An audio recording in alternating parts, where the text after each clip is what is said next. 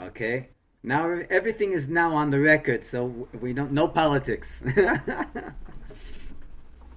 Okay, in honor of the preparations to Rosh Hashanah Yom Kippur, we'll have a song, a tune, which is also usually in the davening in the liturgy. Da da da da da da da da da da da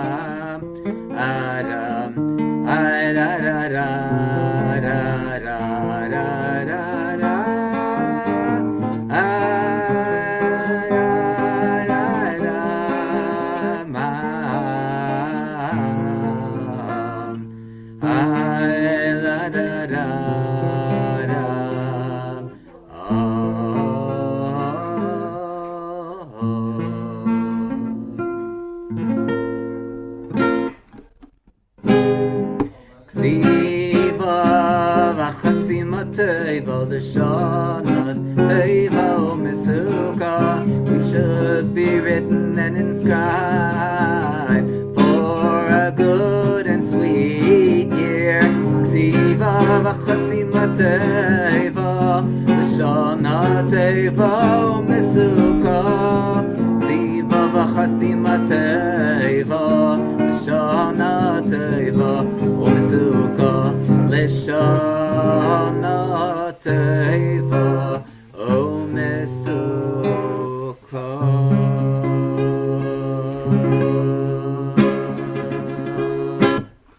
no, that's how we start off, and we'll go straight to our story. This week, our story takes place down under, meaning in Aussie land, in Australia, and there's a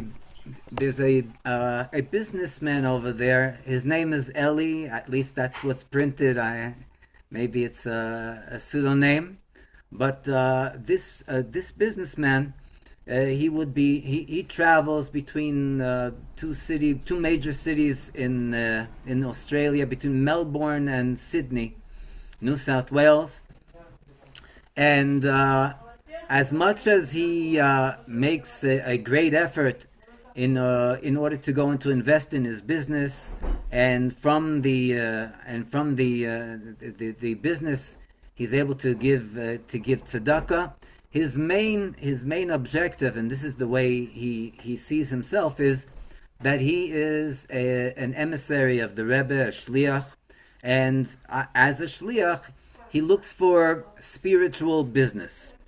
His spiritual business he sums up in the amount of people he's able to speak to, the Jews that he meets, the Jews that he's able to put tefillin on, the Jews that he's able to give over a word of Torah, a Jewish Hasidic story, anything that will have an influence and impact and bring the hearts of those that are distant from us, as far as for the meantime at least, as far as Torah study and the observance of the commandments of the mitzvahs of the Torah are concerned, to bring them closer to Hashem, to bring to Avinu Shebashamayim, our Father in heaven. So this is the way he handles his business, and he has different different people that he encounters, and there are people that receive him with open arms, and as we know, there are other people that are quite skeptical as far as the observance of the commandments of the Torah. And so is the story with this fellow that we're telling about tonight. His apparently, again, his pseudonym, that's what I understand, is Joshua, not Yehoshua, but he goes by Joshua. And every time, whenever Eli would approach him when he would be on his business trips, whether it was speaking to him about Torah, giving him a little Jewish flavor, Joshua immediately put up his guard, and he said that the main thing is to be a good human being, which is not bad to be. It is very important to be a good human being. And not only did he express this in his speech, but also in his actions. He has a charitable fund that he makes sure to try to go into help institutes and people that need funds for various things, and he does try to go into help as many people as possible. He makes sure to do kibud av va'em, even though he doesn't do it as the mitzvah in the Torah. He does it because he feels that there is an obligation and a responsibility that one has towards one's mother and father, and therefore, when we're talking about such an individual, it's not easy to go and to be able to speak with this person when we're trying to go into to make him familiar with practical mitzvahs, practical commandments. It went to the degree that Eli actually went and said, "Listen, I have here a brand new pair of tefillin, and I want you to have this tefillin, and even if you won't be putting it on, it should be in your home so that if and when you have the awakening and you hear the call, you'll be able to put on tefillin." Joshua said, "No, I appreciate the gesture, but it's really not part of my lifestyle." He's a full-fledged Jew, mind us. But again, this was his mentality, and this is the way he lived his life. And therefore, with all the wonderful intentions that Eli had towards this fellow Joshua, nothing was really moving. There was no real progress that he saw as far as actual and practical observance of the mitzvahs. One time when he was over in Sydney, he was traveling, and he had his business meetings. One of his main or central meetings was with this fellow Joshua, and he comes into Joshua's office to sit down and to speak business, and he sees that Joshua's face is like totally gloomy, unbelievable. This is a fellow that is usually happy and he's up and about, and at this point, all of a sudden, Eli couldn't hold himself back, and he says, "Hey, Josh, what's going on? Are you going through something? Well, you can share it with me." And Joshua says, "No, I really wouldn't. I really wouldn't want to bother you." And Eli said, "It's anything but a bother for you to go and to tell me what's going on? I mean, if I could be of assistance, I'm here for you. We're not just business partners. Eli finally opened up, and he started to tell the this following story. He said that his father was hospitalized. Lo aleinu v'lo la'af echad. No one should know of these things. And he was in a very crucial situation, health wise and physically, and he really never saw his father in this type of state. And it came to the point where, when he was last having a conversation with his father in the hospital, and his father lying on the hospital bed, his father started to talk to him about a topic that was like totally, as far as he was concerned, from left field. He started to say, "Listen, Josh, I don't know what exactly the his time is here in this world, so maybe it would be a good idea to look into a burial place." And this struck Joshua like totally unprepared, and he found it very hard to cope with this idea that his father spoke to him about.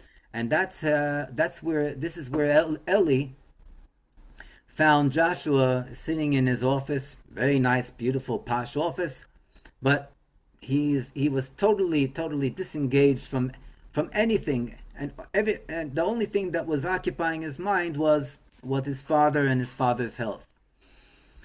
Eli listened to Josh's story about his father, and Eli said, "Listen, I'll tell you. Frankly, I'm not a doctor. I don't have great understanding in medicine. But as far as being able to help, I might be able to help." So he says, "How? Listen, just tell me, do you know any doctors? Do you know any professionals? Do you know anyone that can help?" So he said, "Listen, I know a professional that can help, but he's not necessarily a doctor." He says, "Listen, if he can help, just tell me." He said, "There is a great rabbi. He is the Lubavitcher Rebbe, Melech Ha'Moshiach, King Moshiach, and he helps hundreds and thousands of people on a daily basis in all fields of life. And even though he says, I might understand that this is coming to you as a surprise. This is the way people actually have seen unbelievable blessings and salvation in their life." So he says, "I really would like to sit down and to write with you in the Igros Kodesh, but I think it's something that you should actually sit down and make the proper preparations, and then you put your letter into one of the volumes of the Rebbe's Igros Kodesh, and I'll speak to one of the local shluchim, one of the local emissaries of the Rebbe here in your town, in order for them to be able to sit down with you and to do this in the appropriate manner." And that's the way Eli left Joshua, and Joshua said that he definitely would be interested. It was like it's like a change from one extreme to the other, being open to go and to write to the Rebbe. It's something that he never heard of, but he said if this is something that helps people and it might have a chance to help his father, then he's willing to do it. Eli went back to Melbourne, and and he returned to his everyday life until one day, a week later, he receives a phone call. Who's the phone call from? It's Joshua on the other side of the line. And he says, "Josh, how are you? How is your father? Was there any news?" So Joshua says, "Listen, I need your help." He says, "You need my help?" I told you I'm not a doctor. I don't understand in medicine. What kind of help can I give you? So he said, listen, you already gave me an enormous amount of help, but I need you to be able to go and to follow up on the help that you gave me and the blessing or the instruction that the rabbi, the Rebbe Shlita Melech Ha'Moshiach, gave him. And Eli was surprised, and he says, what do you mean? So Joshua says, listen, are you by a computer? He says, yes. He says, I'm going to send you over an email with the letter that I received from the Rebbe, and I want you to read it, and I want to share this with you. And the words of the Rebbe, we'll read it here and translate it. Originally, the letter is in Yiddish. We're going to read it now in Hebrew, and we'll translate to English. The Rebbe wrote as follows. The letter was addressed to an individual, and it states as follows. It states, Ksev lebincha, write to your son, right? That's how the Rebbe's reply opens up. Write to your son, sheyakpid lehaniach tefillin bechol yom, that he should be careful to lay tefillin, to put on tefillin on a daily basis. Tavhir loy b'michtovcha, and clarify to him in your letter, shehanochas tefillin hi mitzvah bifnei atzma, that the laying of tefillin, the putting on of phylacteries, tefillin, is an individual mitzvah of all the commandments of the Torah. Ve'eina tluya b'matzovei ha'ishi b'kiyum sh'ar hamitzvahs, and is not dependent on his personal situation in regard to the observance of all the other mitzvahs of the Torah. And the letter ended with a very promising besira, very promising words of the Rebbe. Hasgula hamyuchedes lemitzvah zu, the most auspicious factor in regard to this mitzvah, hanochas tefillin, the laying of tefillin, phylacteries, hi arichus yomim. What is the most auspicious outcome from observing this mitzvah? Lengthy days. Lengthy days. In other words, it adds to a person's life. Loshuv bechazora habaisa. And this is in order to have the individual return home. Return home could be returning home to his parents' home, or returning home could be, obviously, as we understand it, the returning of a person's neshama back home, back to Judaism. But these were the Rebbe's words. And when Eli read this letter, he just couldn't be. He wasn't able to digest the words, and here he decided that obviously there's a need to go and to do a maaseh, to take action, and he went and he contacted different people in Sydney, and he told them about the situation of Joshua and his father, and he asked them to go and to bring Joshua a brand new pair of tefillin in order for him to be able to go and to put on tefillin on a daily basis. And Eli said that he'll cover the bill, but the main thing is that Joshua should have an instructor, someone to stand by him, because he was totally unaware of how to go about the mitzvah of putting on tefillin. And the main thing that Eli felt was that the mitzvah should be done on a daily basis, like the Rebbe says, in a manner that it will bring arichus yomim, it will bring lengthy days, long and lengthy days. It'll bring life and Chazora Loshuv B'Chazora Habaita, and this will bring the return back home. And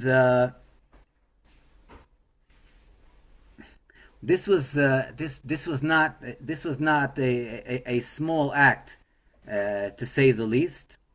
But from that moment on, instead of being gloomy, instead of being in a state of melancholy, instead of being in a state where he felt helpless, Joshua all of a sudden felt an uplifting in his life, an uplifting in his personality, in his character, and he started to become stronger and stronger, with more and more fidelity in regard to his father's situation, and he had a very strong emunah and bitochen, belief and trust in the Rebbe's words that will come to fruition. And as these stories go, and Baruch Hashem, they don't always go. There are exceptions to the rule, but as this story goes, so as Joshua started to put on tefillin on a daily basis, he saw the progress that he and the mitzvah that he was doing was bringing to his father. And the situation became better and better as far as his father's physical situation. And within 2 months, that's all it took, his father was released from the hospital, and he was allowed to go back home. He was allowed to return back home in order to go and to have a home rehabilitation. And also, just to mention, the pair of tefillin that Joshua was acquainted with from the beginning of the miracle of the Rebbe's words never stopped being practiced, and to this day Joshua puts on tefillin on a regular basis. This is only a drop in the ocean. A drop in the ocean of all the great miracles and everything that the Rebbe gives us instruction about. And if we're already mentioning tefillin, so it's a famous instruction that the Rebbe gives on as far as an annual action that we are supposed to take before the high holidays, before Rosh Hashanah in the month of Elul, that we should see to it that our mezuzahs and our tefillin, whatever we have, everything should be appropriately checked by a God-fearing scribe, a God-fearing sefer. And with this, we are promising ourselves, because this is what Hashem promises us, lengthy days, a long life, a return back home, and all this together with the blessing of Kesiva v'chasima teva, that we should be written and inscribed, Lashana teva umesuka, for a good and sweet year. Yechi Adonenu Moreinu v'Rabbeinu HaMelech Ha'Moshiach Chai v'Kayom le'olam voed. Amen.